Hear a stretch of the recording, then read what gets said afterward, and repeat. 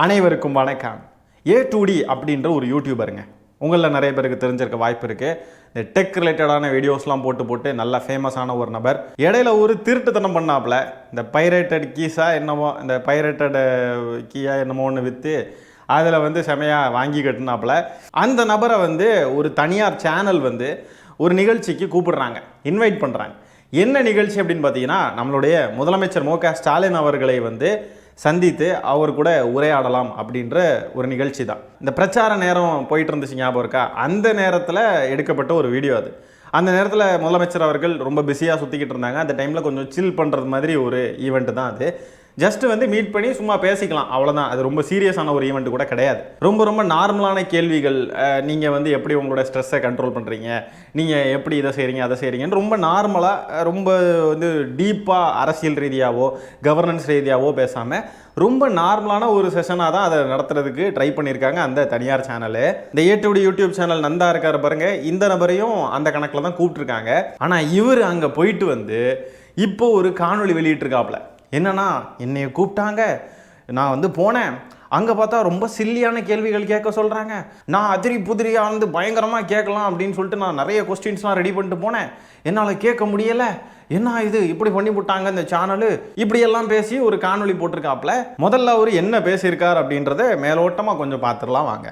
அவங்க அமிச்சு இன்வைட் பாருங்க. We are excited to invite you to an exclusive interaction with the Honorable Chief Minister of Tamil Nadu, Dr. M.K. Stalin. This curator session brings together influencers for a meaningful conversation on politics and governance, offering direct questions, thoughtful dialogue and exchange of perspectives. சமல்ல எப்படி கேக்குது? நீங்க சூப்பரா நிறைய கேட்கலாமே. கேட்கலாம், சூப்பரா கேட்கலாம். இவ்வளவு சொல்லி ஏன் ப்ரோ நீ தப்பா கேட்ட போயிட்டு கேள்வி கேட்பீங்களா இல்லையா? கண்டிப்பா. இதை பார்த்துட்டு இது வந்த உடனே நான் பண்ணேன், நான் எப்பயுமே டெசிஷன்ஸ் நானே ஓனா இருக்க மாட்டேன், டீம் கிட்ட டிஸ்கஷன் பண்ணுறேன். நான் பிரபு கிட்ட போய் கேட்டேன், பிரபு இது மாதிரி சொல்றாங்க. பிரபுன்னு அவர் என்ன சொல்லிட்டாரு, எப்பயுமே ஏற்றி பொறுத்த வரைக்கும் எப்பயுமே தனிப்பட்ட விருப்பு வெறுப்புகள், தனிப்பட்ட பிலீஃப்ஸ், இது எதுவுமே நம்ம கை வைக்கக்கூடாதுன்றது எப்பவுமே ஒரு விஷயம். ஸோ அதனால பார்த்தீங்கன்னா, நான் யாருக்கு ஓட்டு பண்ணேன்னு யாருக்கும் தெரியாது, எனக்கு மட்டும் தெரியும். கரெக்டா? ஒரு பர்சனல் பிலீஃப்க்கே இவ்வளோ பண்ணும்போது ஒரு அரசியல்ன்றது ரொம்ப முக்கியமான விஷயம். அதில் நான் அப்படி பண்ணுவேன் கேட்டால் பண்ணக்கூடாது. A2D அல்டிமேட்டான கோல். ஏன்னா நிறைய பார்த்தீங்கன்னா காசு கொடுத்து பாட்காஸ்ட் பண்ணுறதுக்கு, இது பண்ணுறதுக்கு நிறைய கூப்பிட்டுருங்க. நான் எதுக்குமே பண்ணது கிடையாது, எந்த பொலிட்டிக்கல் நம்ம இதுவரைக்கும் பண்ணதும் கிடையாது, எதுக்கும் நம்ம பண்ணவே மாட்டோம். அப்படி இருக்கும்போது ஏன் நீ கேள்வி கேட்கலன்னு கேட்குறீங்களே, இந்த மெசேஜை பார்த்தா உங்களுக்கு எப்படி தோணுது? நீங்கள் சொல்லுங்க. இன்வைட்டை பார்த்தா என்ன தோணுது? சூப்பராக இருக்கு, போயிட்டு நல்லா கேள்வி கேட்கலாம், சூப்பர் கேள்வி கேட்கலாம். ஜாலி வாங்க போயிட்டு நம்ம ஜாலியாக கேள்வி கேட்போம் அப்படின்னு சொல்லிட்டு நானும் பிரபு போனோம். என்னோட கொஸ்டின் என்னன்னா, ஃபர்ஸ்ட் முக்கியமான விஷயம் இப்போ ஜிடிபி growth நடந்து 11.19% growth. நல்ல விஷயம். இது நம்மளோட கோவிட்ல கீழே விழுந்துச்சுல்ல, அதோட ஃபால் பேக்கா அப்படி இல்லை உண்மையாக பாலிசி சேஞ்சஸ் பண்ணிருக்கோமா? அப்படி சேஞ்ச் பண்ணியிருந்தா அது என்னென்ன? நல்ல கேள்வியே இல்லை. நீங்க சொல்லுங்க, நீங்க கொஸ்டின்ஸ்க்கு ரேட்டிங் பண்ணுங்க கமெண்ட்ஸ்ல. ரெண்டாவது விஷயம் தான், இப்போ நம்மளோட காம்படிட்டர் பெங்களூர். ஏன்னா இங்க படிச்சுட்டு போயிட்டு அங்க ஹை வேல்யூ சேலரிக்கு அங்க போய் வேலைக்கு சேர்ந்துறான். ரெண்டாவது பாத்தீங்கன்னா ஜிடிபி கான்ட்ரிபியூஷன்ல முக்கியமான ரெண்டு விஷயம் ஐடி சர்வீசஸ், இன்னொரு பாத்தீங்கன்னா இண்டஸ்ட்ரீஸ். இது ரெண்டு தான் தமிழ்நாடு பொறுத்த வரைக்கும். ஆனா பெங்களூர் இண்டஸ்ட்ரியெல்லாம் பெருசா கிடையாது. ஆனா அவன் நம்மளோட ரெண்டாவது இடத்துல இருக்கான், நம்ம கீழே இருக்கான். ஆனா அவனுக்கும் நம்மளோட கேப் ரொம்ப கம்மியா இருக்கு. அண்ட் பெர் கேபிட்டா இன்கம் நம்மளோட அதிகம். அப்படின்னும் போது அவன் ஏன் பண்றான்னா IT services and startup ecosystem அப்படின்னு ஒன்று இருக்கு. அப்ப அது இங்க கம்மியா இருக்கா? ஆமா. ஏத்தர் பாத்தீங்கன்னா இங்க தான் born in Chennai, grown in Bangalore setup பண்ணிட்டாங்க, பெங்களூர் போயிட்டாங்க. ஏன் நீங்க கேட்டீங்கன்னா இங்க அந்த ஈகோ சிஸ்டம் இருக்காதுன்னு சொல்லிட்டு போயிட்டாங்க. இது மாதிரி நிறைய கம்பெனிஸ் இங்க இருக்கிற கம்பெனிஸ் நிறைய பெங்களூருக்கு போகுது. வள கொலன்னு இல்லாம நம்ம சிம்பிளா சொல்லிடுவோம். இதுல இவர் என்ன சொல்ல வரார் அப்படின்னா, நாங்கள் என்னமோ எதிர்பார்த்து போனோம், நாங்கள் நிறைய கேள்விகள் கேட்கலாம் அப்படின்லாம் ரெடி பண்ணி வச்சுக்கிட்டு போனோம், ஆனால் எங்களால் அந்த கேள்விகளை கேட்க முடியல, இது என்ன மாதிரியான ஒரு விஷயம் சொல்லுங்க அப்படின்ற மாதிரி கேட்குறாப்புல. இவர் முதல்வன் படம் அர்ஜுன்னு நினச்சிக்கிட்டு இருக்காப்புல போல இருக்கு. நம்ம அப்படியே பயங்கரமாக கேள்விகளாக கேட்டு தள்ளலாம், இந்த இடத்துல நம்ம என்னெல்லாம் கேட்கணுமோ எல்லாம் கேட்டுடலாம் அப்படின்னு சொல்லிட்டு இவர் நினச்சிக்கிட்டு இருக்காப்புல போல இருக்கு. இது சாதாரணமாக ஒரு இன்ஃப்ளூயன்சர் மீட் அப் தான், இது ஒன்றும் இன்டர்வியூ கிடையாது.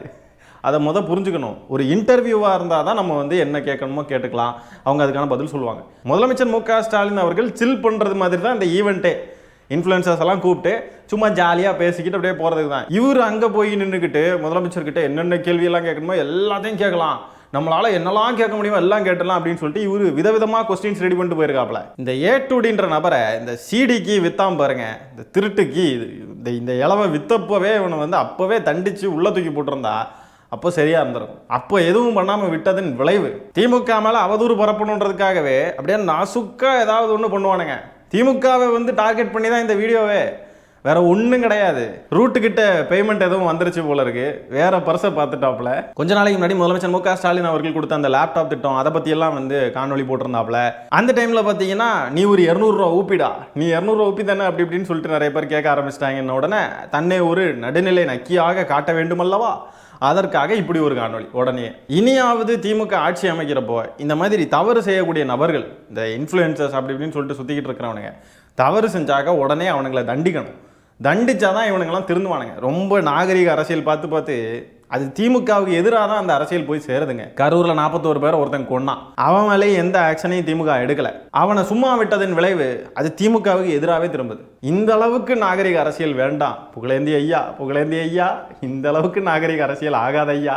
விஜய் எப்படி தன்னுடைய அரசியல் லாபத்திற்காக தன்னுடைய ரசிக குஞ்சுகளை அரசியல் ரீதியாக யூஸ் பண்ணிக்கிட்டு இருக்காரோ, அதே மாதிரி தான் இந்த A2Dன்ற யூடியூபரும் தன்னுடைய சப்ஸ்கிரைபர்ஸ் அந்த சோல்ஜர்ஸ் ஆமே ஏதோ ராணுவ படம் வச்சிருக்காப்புல போல இருக்கு. சோல்ஜர்ஸ் எந்த நாட்டு கூட சண்டைக்கு போனானுங்களோ தெரியல, சோல்ஜர்ஸ். அந்த சோல்ஜர்ஸை வச்சு கண்டென்ட் மில்க் பண்ண ட்ரை பண்றாப்ல இந்த A2D. இந்த காணொளி என்னமோ A2D இந்த யூடியூபர் வந்து ஏதோ பயங்கரமா எல்லாத்தையும் எக்ஸ்போஸ் பண்ணி விட்டாப்ல, என்னமோ திமுகவை எக்ஸ்போஸ் பண்ணிட்டாப்ல, இங்க பாருங்க இப்படி ஆயிடுச்சு அப்படின்ட்டு என்னமோ எக்ஸ்போஸ்டு காணொளி மாதிரி இதை வந்து பகிர்ந்துகிட்டு இருக்கானுங்க இந்த தற்கொலை அணில் குஞ்சுகள். வெறும் இன்ஃப்ளூயன்சர்ஸ் மீட்டிங்கு போய் அட்டன் பண்ணிக்கிட்டு அதை வச்சு எப்படியெல்லாம் கண்டென்ட் மில்க் பண்றான் பாருங்க இந்த A2Dன்ற யூடியூபர். இந்த திருட்டு சீடி வித்தவனையெல்லாம் வந்து கூப்பிட்டதே தப்பு, அது மட்டும் இல்லாமல் கூப்பிட்டு வரிசையில் உட்கார வச்சது அதை விட பெரிய தப்பு. அதாவது இந்த A2D எதுக்கு இப்போ திமுக வந்து கடிச்சு வைக்கிறாப்புல அப்படின்னா வேற ஒன்றும் கிடையாதுங்க. விஜய் தான் அடுத்த சிஎம்னு சொல்லி நிறைய அணில் குஞ்சுகள் பேசிக்கிட்டு இருக்கானுங்க. அதை நம்பிக்கிட்டு தான் விஜய் பக்கமாக கொஞ்சம் தலை வச்சு படுப்போம், காலை வச்சு இவங்களை கொஞ்சம் மிதிப்போம் அப்படின்ட்டு பண்ணிக்கிட்டு இருக்காப்புல. இந்த A2Dன்ற நபருக்கு எதுவும் தெரியாமலாம் கிடையாது. ஒரு சிஎம் இன்ட்ராக்ஷன்னா எப்படி இருக்கும், ஒரு கியூரேட்டட் செஷன் அப்படின்னா என்னது அப்படின்றதெல்லாம் நல்லாவே தெரியும். தெரிஞ்சுக்கிட்டே வியூஸ்க்காக ஒரு அட்டென்ஷனுக்காக இந்த மாதிரி பண்ணிக்கிட்டு இருக்கான் இந்த நபர். ஆனால் இதில் காமெடியான விஷயம் என்னன்னா, இந்த A2Dன்ற நபர் போட்டிருக்கிற வீடியோவை எடுத்து அணில் குஞ்சுகள்லாம் சுற்றிக்கிட்டு திரியிறானுங்க. இந்த இன்டர்வியூ, கேள்வி பதில், பிரஸ்ஸை சந்திக்கிறது, இந்த மாதிரிப்பட்ட விஷயங்களுக்குலாம் துளியும் சம்மந்தம் இல்லாத ஒரு நபர் தான் விஜய். பிரஸ்ஸை பார்த்தாவே வண்டி கண்ணாடியை இழுத்து மூடுறாப்புல. அப்படிப்பட்ட தொடநடுங்கியா இருக்கக்கூடியவருடைய ரசிக குஞ்சுகள்லாம் இதை பற்றி டிஸ்கஸ் பண்ணுறானுங்க பயங்கரமா. இங்கே பாருங்க இப்படியா A2D இருந்தால் சொல்கிறான் பாருங்க, இப்படி பண்ணிட்டாங்களாம், அவரை கேள்வியே கேட்க விடலையா அப்படின்ட்டு எடுத்து சுற்றிக்கிட்டு திரியிறானுங்க அணில் குஞ்சுகள். இந்த TN சம்மிட்லாம் கான்க்ளேவ்லாம் நடந்துச்சு ஞாபகம் இருக்கா?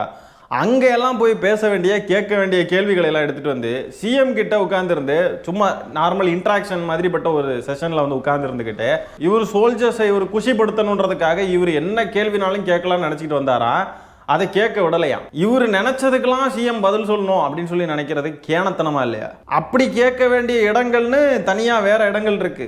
இந்த இடம் அதுக்கான இடம் கிடையாதுன்றது A2Dக்கு நல்லாவே தெரியும். தெரிஞ்சுக்கிட்டே வேணும்னு வியூஸ்க்காக இந்த வேலையை பார்த்துக்கிட்டு இருக்காப்ல. எதுக்கு இப்படி ஒரு பொழப்பு? எவனோ திமுக ஆளுங்கட்சியா வர வாய்ப்பு இல்லைன்னு சொல்லியிருக்கான். அதனால என்ன பண்ணியிருக்காப்லன்னு பார்த்தீங்கன்னா, எலெக்ஷனுக்கு முன்னாடி இந்த காணொலி போட்டிருக்கலாம்ல, எலெக்ஷனுக்கு பிறகு இப்போ வந்து போட்டிருக்காப்ல. அப்போ திமுக ஆட்சிக்கு வராதுன்ற ஒரு அசட்டு நம்பிக்கை. மே 4ஆம் தேதிக்கு அப்புறம் இதே தைரியம் இருக்குதா என்னன்றதை பார்ப்போம். இந்த A2D நந்தா சமீபத்தில் போட்டுக்கிற பதிவை பாருங்கள் இன்ஸ்டாகிராமில். நான் ஓட்டு போட்டேன், நீங்களும் ஓட்டு போடுங்க, கிளைம் யுவர் ஜனநாயக ரைட். இந்த ஜனநாயகன்றதை மட்டும் தனியாக ஹைலைட் பண்ணி போட்டிருக்காப்புல பாருங்க. அது மட்டும் இல்லாமல் பேக்ரவுண்ட் சாங் என்னன்னு பார்த்தீங்கன்னா, ஒரு விரல் புரட்சியே இருக்குதா உடச்சியே, அந்த சாங் தான். தாவேக்காவுக்கு ஓட்டு போட்டதுனால தான் அந்த ஜனநாயக அப்படின்றத தனியாக ஹைலைட் பண்ணிலாம் போட்டிருக்காப்புல. தாவேக்காவுக்கு ஓட்டு போட்டுறான் ஒருத்தன் அப்படின்னா அவனுடைய அரசியல் அறிவுன்றது எந்த லட்சணத்தில் இருக்கும்? இப்படிப்பட்ட ஒரு வடிகட்டின தற்கூரியை தூக்கிட்டு போய் அந்த தனியார் சேனல் கூப்பிட்டு போய் முதலமைச்சர் கூட பேச வச்சிருக்காங்க. நான் கொஞ்ச நேரமாக இந்த கியூரேட்டட் செஷன் சொல்லிக்கிட்டு இருக்கேன்ல, நீங்கள் இதை பாருங்களேன். அவனை கூப்பிட்டுருக்கிற அந்த மெசேஜ்லேயே இது வந்து ஒரு கியூரேட்டட் செஷன் தெளிவாக போட்டிருக்கு. இப்போ ஒரு பிராண்டை வந்து ப்ரொமோட் பண்ண நினைக்கிறாங்கன்னு வச்சுக்கோங்களேன் யாராவது. இப்போ அந்த பிராண்டு ஒரு ப்ராடக்ட்டை லான்ச் பண்ணுறாங்கன்றதுனால அந்த ப்ராடக்ட்டை ப்ரொமோட் பண்ணுறதுக்காக ஒரு இன்ஃப்ளூயன்சர் கூப்பிட்றாங்கன்னு வச்சுப்போம் ஒரு எக்ஸாம்பிளுக்கு. அந்த இன்ஃப்ளூயன்சர் அங்கே போய் உட்காந்துருந்துக்கிட்டு அந்த பிராண்டுக்குள்ளே இருக்கக்கூடிய ரொம்ப நுணுக்கமான கேள்விகளை எல்லாம் கேட்கணும், அந்த பிராண்டோடைய நெகட்டிவ்ஸ் எல்லாம் சுட்டி காட்டி அப்படி டக்குன்னு வந்து கேள்வி கேட்கணும் அந்த பிராண்டோடைய CEO கிட்ட அப்படின்லாம் யாராவது கூப்பிடுவாங்களா? இப்போ ஒரு பிராண்ட் வந்து இவங்களை அப்ரோச் பண்ணுறப்போ அந்த பிராண்டோடைய ப்ரொமோஷனல் ஈவெண்ட்ஸுக்கோ இல்லை அந்த மாதிரிப்பட்ட இடங்களுக்கு போனால் அங்கே என்ன பேசணுமோ, அங்கே என்ன கேட்க வேண்டிய விஷயங்கள் இருக்கோ, பேச வேண்டிய விஷயங்கள் இருக்கோ, அதை மட்டும் தான் கேட்பாங்க. அதே மாதிரி தான் இந்த செஷனுமே.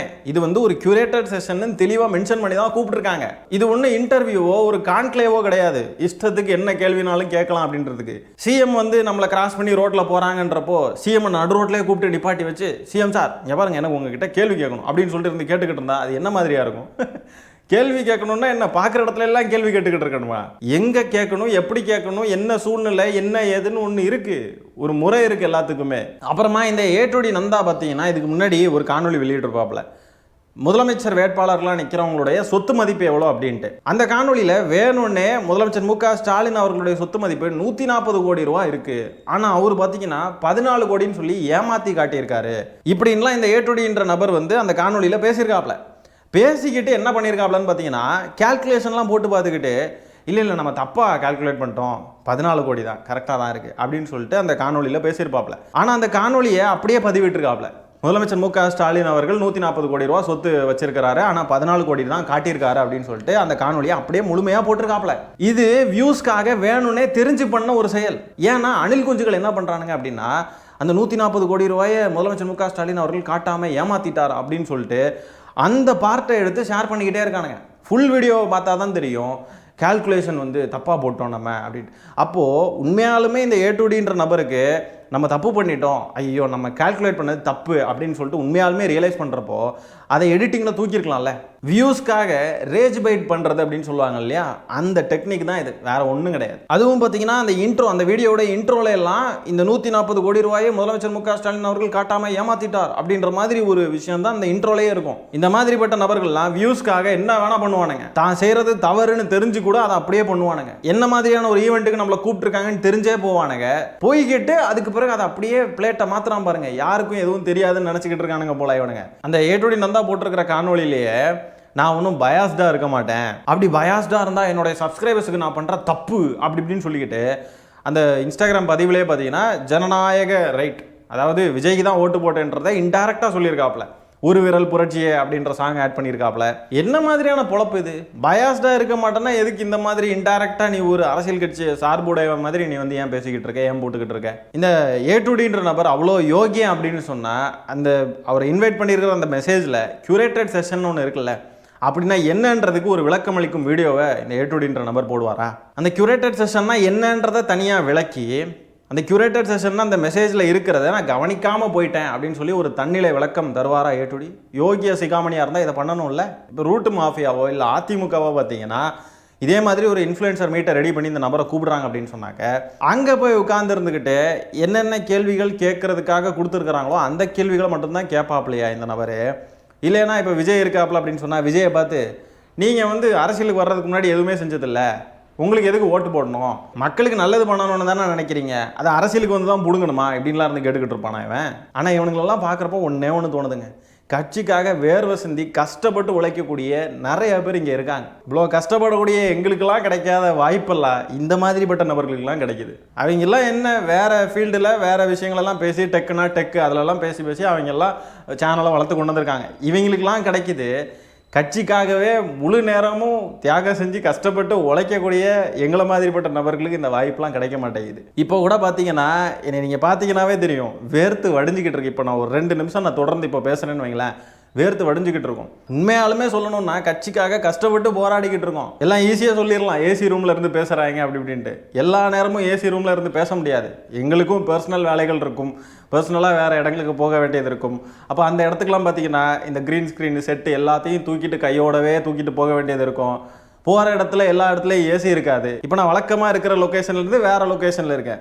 அப்போ பார்த்தீங்கன்னா வேர்த்து வடிது பாருங்கள். கட்சிக்காக கஷ்டப்பட்டு இந்த மாதிரி வேர்வை சிந்தி கஷ்டப்பட்டு எந்த சூழ்நிலையிலையும் விடாமல் வேலை செஞ்சுக்கிட்டு இருக்கக்கூடிய எங்களை போன்ற நபர்களுக்கெல்லாம் இந்த மாதிரி வாய்ப்பெல்லாம் கிடைக்காம இந்த மாதிரிப்பட்ட நபர்களுக்கெல்லாம் இந்த மாதிரி வாய்ப்பெல்லாம் கிடைக்குது அப்படின்றத நினச்சி பார்க்குறப்போ ரொம்ப வேதனையாக தான் இருக்குது. இந்த மாதிரி கண்டென்ட் பண்ணுறப்போவே நமக்கு வேதனையோட உச்சத்தில் இருந்தால் நம்ம பண்ணிக்கிட்டு இருக்கோம். இவனுங்கெல்லாம் முதலமைச்சர் கூட எதுக்கு உரையாடணும்? இவனுங்க ஃபேமஸாக இருக்கானுங்கன்ற ஒரே காரணத்துக்காக தான். வேற இவனுங்களுக்குன்னு ஒரு கொள்கையும் கிடையாது, அரசியல் புரிதலும் கிடையாது, ஒன்றும் கிடையாது. இந்த மாதிரிப்பட்ட நபர்கள் கூப்பிடுறதுக்கு பதிலாக எங்களை மாதிரி யாரையாவது கூப்பிடலாம். முதலமைச்சர் மு க ஸ்டாலின் அவர்கள் கூட ஒரு பர்சனல் கான்வர்சேஷன் மாதிரி நம்ம உரையாடுறதுக்கு ஒரு சிச்சுவேஷன் கிடைக்கிது. அந்த பர்சனல் கான்வர்சேஷன்லாம் இவனுங்களுக்கு தேவையே கிடையாது, இவனுங்க உரையாட விரும்பவே இல்லை. அந்த மாதிரி ஒரு சிச்சுவேஷன் நமக்கு கிடைச்சா நல்லா இருக்குமே அப்படின்னு சொல்லி நினைக்கக்கூடியவங்களுக்கு அது கிடைக்காம ஏ2டி போன்ற நபர்களுக்கெல்லாம் இந்த வாய்ப்பு கிடைக்கிறப்போ அது அப்படியே திமுகவுக்கு எதிராக வந்து திரும்புது. இதை நல்லா பார்த்தீங்கன்னா தெரியும், லைட்டு வெளிச்சத்தில் வேர்த்து விறுவிறுக்க உட்காந்துருந்து பேசிக்கிட்டு இருக்கேன். தொடச்சு பேசணுங்க, இல்லைன்னா அப்படியே தெரியும் எவ்வளோ வேர்க்குது அப்படின்ட்டு. இதை நான் ஏன் இந்த இடத்துல ஸ்ட்ரெஸ் பண்ணி சொல்கிறேன் அப்படின்னா இதுக்கு காரணம் இருக்குது. நான் நிறைய காணொலிகள் இந்த மாதிரி பேசியிருக்கேன். சரிங்களா? நான் பேசாமலாம் கிடையாது, நான் பண்ணியிருக்கேன். இது வரைக்கும் நான் இத்தனை வருஷமாக நான் வீடியோஸ் போட்டுக்கிட்டு இருக்கேன். இத்தனை வருஷத்தில் எங்கேயுமே இதை நான் தனியாக சொன்னது கிடையாது. இந்த காணொலியை பர்டிகுலராக பண்ணுறப்போ இதை சொல்லணும்னு எனக்கு தோணுது. இப்போ இந்த காணொலி பண்ணலன்னா இப்போ நான் வேர்த்து விறுவிறுக்க உட்காந்துருந்து பேசுறது கூட நான் ரெடி தான். அதை சொல்லணும் அப்படின்ற அவசியம் எனக்கு கிடையாது. ஆனால் சொல்ல வேண்டிய கட்டாயம் இருக்குது இந்த காணொலியில், வேறு வழி இல்லை. ஏன்னா திமுகவுக்காக களமாடக்கூடியவங்க அப்படியே சொகுசாக அப்படியே நல்ல ஜாலியாக உட்காந்துருந்துலாம் வேலை பார்க்குறாங்க அப்படின்லாம் கிடையாது. ஒவ்வொருத்தருக்கும் தனிப்பட்ட ரீதியிலே நிறைய கஷ்டங்கள் இருக்கும். எதையுமே பொருட்படுத்தாமல் இந்த கட்சிக்காக முடிஞ்ச அளவுக்கு நம்மளோட எஃபர்ட்டை போடணும், எவ்வளோக்கு எவ்வளோ உழைக்க முடியுதோ அவ்வளோக்கு எவ்வளோ உழைக்கணும் அப்படின்றது மட்டும்தான் எங்களுடைய ஒரே நோக்கம். ஆகவே இந்த காணொலியை பற்றி நீங்கள் என்ன நினைக்கிறீங்க, நம்ம பேசியிருக்கிற விஷயங்களை பற்றி என்ன நினைக்கிறீங்கன்றதை கமெண்ட்ஸில் பதிவு பண்ணுங்கள். இந்த காணொலியை நான் இத்துடன் நிறைவு செய்து கொள்கிறேன். நன்றி, வணக்கம்.